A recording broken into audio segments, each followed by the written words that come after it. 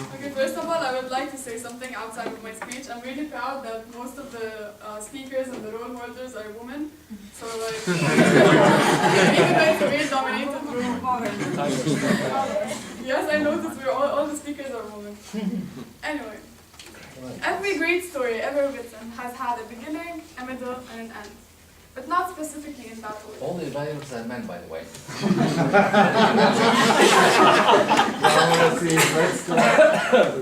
You have your time again. And the timer. And the grammarian.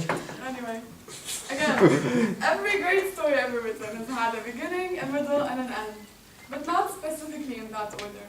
But rarely do we find ourselves writing our own stories according to our own rules, and following our own experiences and what we want to do, regardless of what we're supposed to do or what we're supposed to react to whatever is happening to us.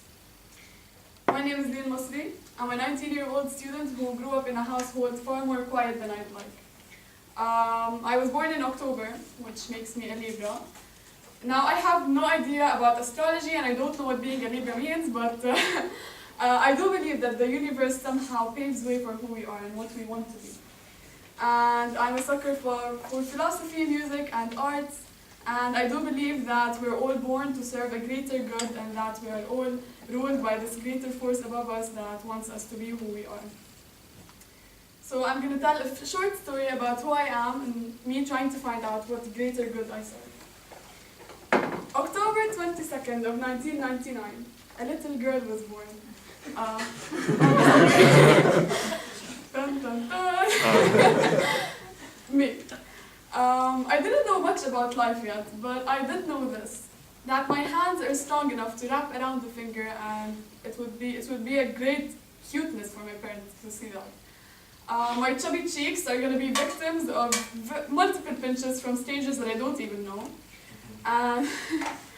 And according to my mom, I didn't cry as loud as I'm supposed to, but I credit that to my always curious mind, and how I'm always trying to think about how the hell did my father just pull out that coin out of my ear, and me trying to balance out the door of the fridge just in the right angle to see the light inside the fridge go off.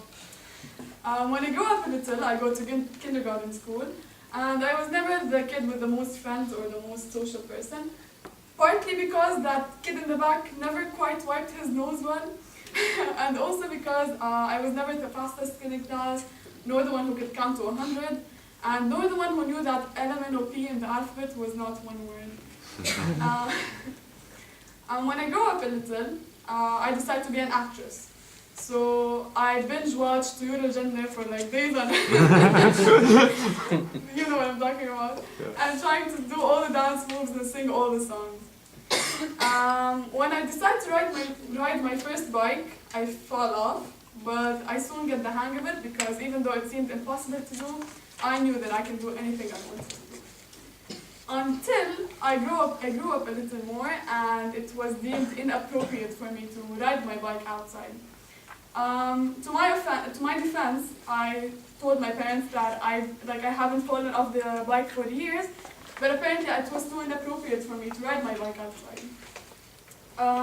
And this started the dilemma in my life.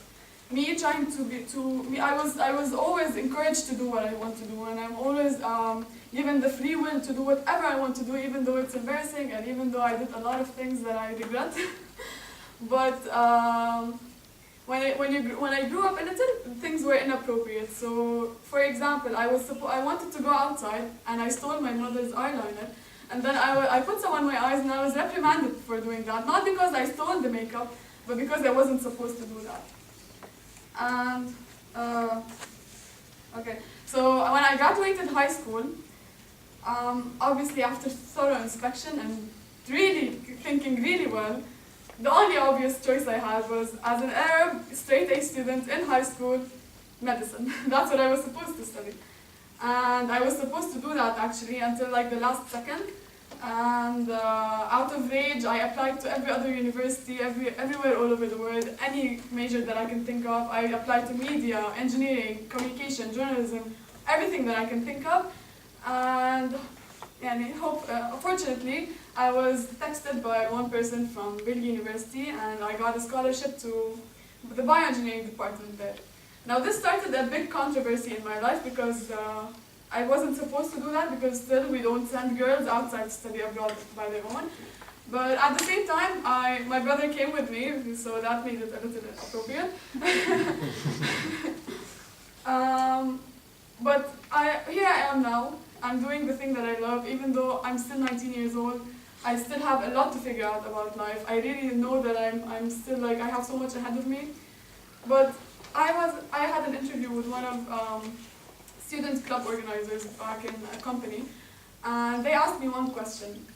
They told me, if you could mention one of the highlights that you have in your stay in Istanbul, what would it be? And I knew what to answer directly. I said that. Even though I still don't know who I am and what I want to be, at least now I have the chance to discover who I want and what I want to be. Like in Istanbul, since I came here, I had millions of opportunities to be who I am. And I could go on about telling you about all of them, but I don't think I would have time. I'm still on the yellow color, but anyway. I'm so happy being here, and this is what I want to do.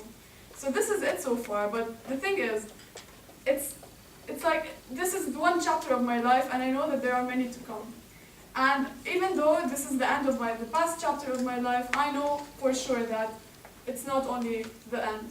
Because every end is a new beginning for something else. Just like as I said before, every story has a beginning, a middle, and an end, but not specifically in that order. Every story can have infinite combinations of beginnings, ends, beginning, ends, and it depends on what you want to do with them. So never give up and always be motivated for the new beginnings that you have.